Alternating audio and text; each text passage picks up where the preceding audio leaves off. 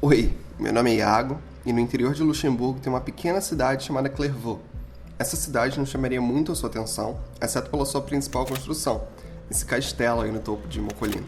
Por mais que ele não seja o mais impactante dos castelos da Europa, existem dois fatos super interessantes sobre ele. Primeiro, que durante a Segunda Guerra Mundial esse castelo foi palco da primeira batalha de tanque das Ardenas, que acabou se tornando uma amarga derrota para os aliados.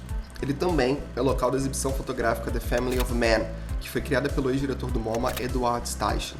Essa exibição demonstra 503 fotos tiradas em 68 países.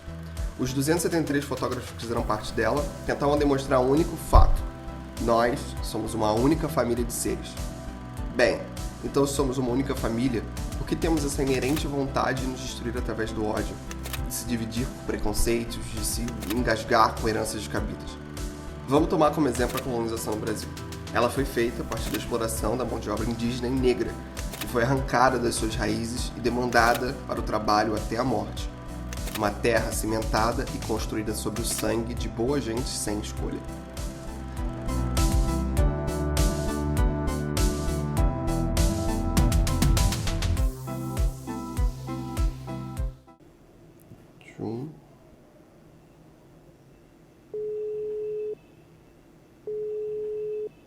Fala, Arthur, beleza? E aí, como é que estão as coisas por aí? Fala aí, cara, beleza? Tá aquilo, né? Quarentena. Quarentena, coronavírus. Cara, eu tenho visto esses protestos aí, tenho visto o que tem acontecido pelo mundo, tenho lido muito, visto alguns vídeos sobre, e eu tava querendo te perguntar sobre essa inserção do negro pós-abolição. Porque isso é importante pro problema, né? Sim, sem dúvida. É uma parte fundamental para entender não só a questão do negro, mas a questão do Brasil inteiro. Dá para ser explicada por esse momento pré e pós-abolição. Não sei o que você tem lido, mas o maior problema, né, que a gente identifica que houve na abolição, quando a gente vai falar de inserção, é que não teve inserção, né? Exatamente, que não existiu, né? Isso. Foi o contrário, inclusive, né? As autoridades da época tinham uma preocupação com não inserir, né? Era como evitar a inserção. Havia ideias absurdas, né? Havia ideias de barco, botar todo mundo no barco e mandar de volta para a África. Sério? Sim. E havia aquelas mais populares também, né? Na época, muito influenciado por uma interpretação equivocada A Origem das Espécies, do Charles Darwin, a eugenia fazia muito sucesso, né? Não sei se está ligado na eugenia. Sim. A ideia de tentar explicar o comportamento humano, social, por questões biológicas, né? Exato. Isso fazia muito sucesso, né? Durou basicamente até o fim da Segunda Guerra Mundial. Essa ideia de que você dá para associar comportamento, inteligência, temperamento ou predisposição a isso tudo pela etnia. E nessa época se acreditava que, lembrando, uma interpretação muito distorcida da origem das espécies, que o branco era a versão mais evoluída do Homo sapiens, né? E o negro seria algo anterior a isso.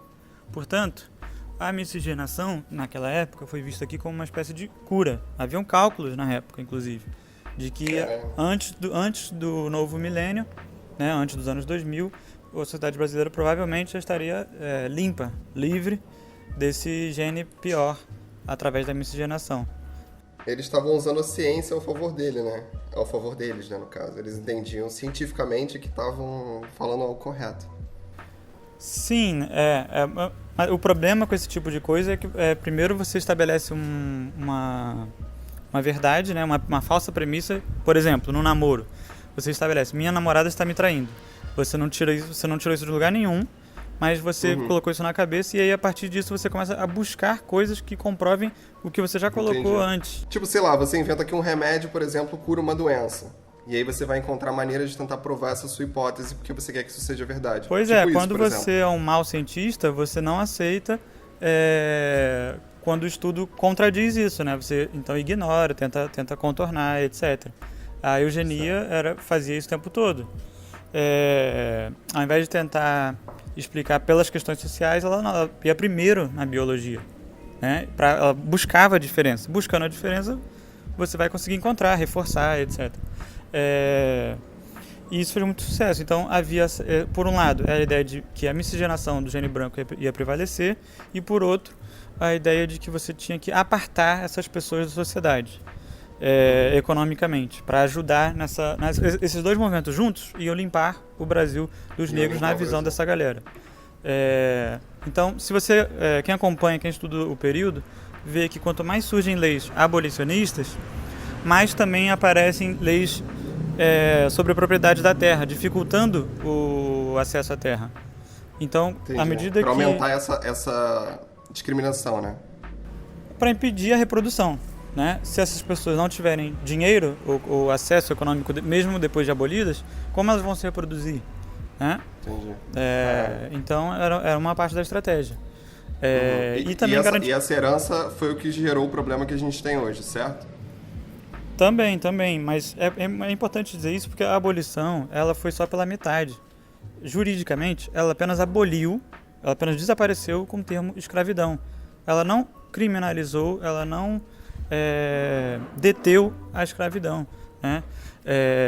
O que aconteceu foi que o termo escravidão desapareceu do Código Jurídico Brasileiro. Tanto é que na década de 40 ainda, no Estado Novo, o governo Vargas criminaliza a escravidão. Pô, por que ele precisou fazer isso na década de 40? É porque ainda estava acontecendo. Entende? Entendi. Então, só a partir da década de 40 que você vai ter realmente a criminalização da escravidão. Até então, é só o desaparecimento do escravo enquanto categoria jurídica, né? Se você pegasse uma pessoa, escravizasse ela na sua fazenda lá no interior de Deus me livre, e alguém te denunciasse, você não seria preso por estar escravizando o indivíduo, você estaria sendo preso ou processado por cativeiro, por... Entende? Sequestro. Entendi. Não existia uma proteção jurídica específica quanto a isso, não foi parte do processo. Sim, né? Pois é. O que acabou realmente com a abolição foi a venda, né? O negro deixou de ser considerado mercadoria, como é considerado o gado, o cavalo, etc. Entendi. Então foi uma abolição... Esse processo social hoje em dia, de certo modo, também se mantém nessa separação, né? Já que o negro foi jogado para essas periferias por causa dessas políticas dessa época, né? Sim, né? O que acontece? Pensa com a cabeça dessa época, né? Tipo, você tinha o trabalho, uma pessoa era sua propriedade. Agora você não pode mais ser proprietário de um indivíduo. Você pode ser proprietário de tudo o que o indivíduo precisa, de todas as terras, de todas as casas, e dessa forma tentar aprisionar ele. Mas isso ainda é muito contornável, né? Então, uma maneira de substituir essa facilidade é você comprar o tempo de vida dessas pessoas, né? Vou tentar explicar isso melhor. Como assim? Tem como, assim, fisicamente, uma pessoa só, tem como ela comer bem, estudar bem, malhar, relaxar, ficar com a família, cuidar dos animais, trabalhar, se deslocar e voltar, tudo isso nas mesmas 24 horas de que todos nós dispomos? Não tem. Se você está perdendo tempo na cozinha para fazer uma comida boa, sem ser aqueles enlatados ou iFood, você não está estudando. Se você está estudando, você não está fazendo exercício.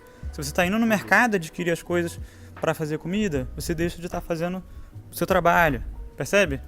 Então, o que você precisa para conseguir fazer tudo isso em 24 horas? Você precisa transferir esse trabalho degradante para outras pessoas. Entende? Entendi. Não podendo comprar indivíduos, você compra o tempo de vida desses indivíduos.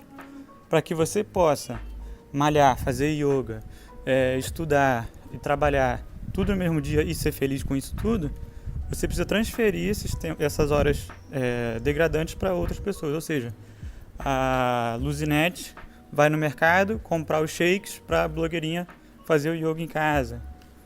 Percebe? Entendi. Você compra o tempo da pessoa em vez de comprá-la como propriedade, mas o efeito, de certo modo, pode ser similar, né? Não, exatamente. Como é que é a vida da Luzinete? Ela passa na casa de vários blogueirinhos ao longo da semana inteira, acumulando o tempo de vida que elas não querem perder, né? Ela está perdendo. né? Não é por acaso que você vê essa gente da classe média boa, né? De 36 anos, que parece que tem 24. Enquanto você vai ver outro tipo de pessoa, né? Sei lá, um eletricista, o faz tudo do condomínio, que tem 30 e já parece ter 50. Né? Ele realmente ele acumulou o tempo de trabalho degradante de outras pessoas. Percebe? Essas pessoas estão vivendo o tempo de vida desse cara. Eu entendi. E isso é diferente de país para país? Esse processo foi diferente, não? Não, claro que é, né? Quando é que você começa a ter os eletrodomésticos de limpeza e auxílio de manutenção da casa surgindo? Justamente na ascensão do bem-estar social, né? Na Europa. Ou seja, quando o Estado começou a promover amplas políticas públicas de inserção de todos na sociedade e o abismo entre ricos e pobres ficou menor, quem vai querer ser empregado doméstico? Pouca gente. Se pouca gente quer ser empregado doméstico, tá caro contratar empregado doméstico. Então, eu preciso fazer o mesmo. Para fazer o mesmo, isso é muito degradante. Começa a surgir, então, uma tecnologia inteira para poupar o seu tempo de fazer esse trabalho socialmente degradante. Percebe? Isso é até uma discussão imigracional, né, nos Estados Unidos, né? No qual eles não querem fazer alguns serviços, mas também não querem deixar os imigrantes virem para fazer serviços por eles, né? Sim, né? Porque a tecnologia não dá conta de tudo, né? A gente inventa aspirador de pó, a gente inventa N coisas para tentar diminuir esse tempo quando a gente é obrigado a ter que fazer. Mas não dá para fazer isso tudo, né? Pô, se eu vou comprar uma mansão, como é que eu vou dar conta da mansão? Obviamente eu não estou pensando nisso, eu estou pensando que eu vou ter alguém para dar conta por mim. Eu vou ter que transferir esse trabalho para outra pessoa. Entende? Bizarro. Entendi. Não, claro. Bizarro. E pra gente fechar essa história aí, esse racismo que vem desde esse período pós-abolicionista, ele ainda existe hoje, né? Só pra deixar bem claro aí pra galera. Pra começar, a gente tem que entender o que é racismo, né? Num termo muito genérico, racismo é você atribuir ou retirar valor de alguém ou um povo inteiro por conta de uma ideia de raça. Então, se você supervaloriza uma raça ou supernegativa uma raça, você também está sendo racista nas duas situações, né? Então, tem como uma pessoa que ganha 2.000 para catar lixo na rua, tratar e se sentir de igual para igual, como, sei lá, um juiz que ganha 60.000 para exercer um trabalho que exerce a criatividade, que exerce todas as suas habilidades, que o eleva intelectualmente. Essas pessoas vão se tratar com igualdade? Um exerce toda a plenitude do intelecto, evolui com o trabalho que ele faz. O outro faz um trabalho perigoso, degradante, repetitivo, que robotiza ele. Enfim, as pessoas vão se tratar igual? Elas vão, ter os mesmos valores? Elas vão se encontrar nos mesmos espaços? Não, claro que não. É muito impossível isso acontecer, porque elas não vivem o mesmo mundo, né? Sim, então, sim.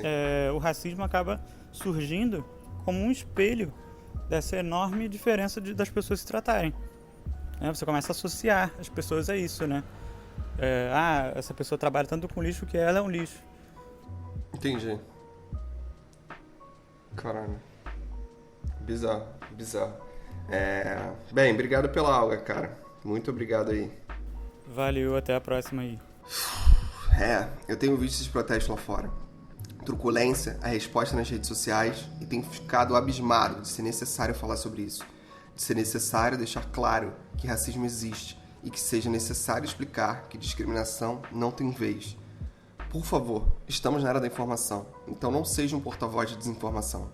Todos nós hoje temos plataformas e temos o poder de ser ouvidos, mas existe uma certa responsabilidade com o que a gente compartilha. Então busque os fatos e busque a verdade. E para encerrar, como diria a grande poeta Tati Quereba Barraco, a gente tem sorte que o povo só quer igualdade, porque eles podiam querer vingança. Meu nome é Iago Medeiros e a gente se vê no próximo vídeo. Tchau.